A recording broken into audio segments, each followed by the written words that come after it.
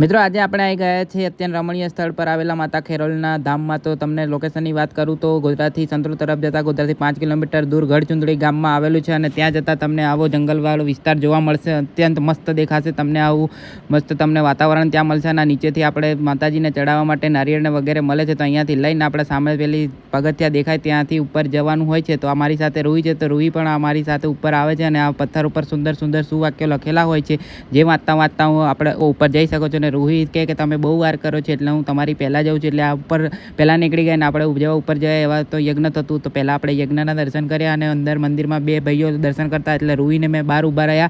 એ ભાઈઓએ દર્શન કરી લીધા. પછી પહેલાં મેં રૂહીને દર્શન કરાવ્યા અને પછી મેં જાતે દર્શન કરી લીધા. તો આ છે આપણા ખેરોલમાં. તો તમે કમેન્ટમાં જય ખેરોલમાં જરૂરથી લખજો અને તમે અહીંયા આવ્યા છો કે નહીં એ પણ કમેન્ટમાં જણાવજો. ને આવા મસ્ત સુંદર સુવાક્ય પથ્થર પર લખેલા છે. ને આવા અત્યંત સુંદર વાતાવરણમાંથી અમે પછી નીચે ઉતરવા માંડ્યા અને રૂહી પહેલાંની જેમ એ પહેલાં જ નીચે ઉતરી ગઈ. પછી ગોટો ખાવા માટે જીદ કરવા લાગી તો એને ગોટો લઈ આપ્યો ને પછી આ રીલને તમે લાઈક, શેર ને ફોલો કરો.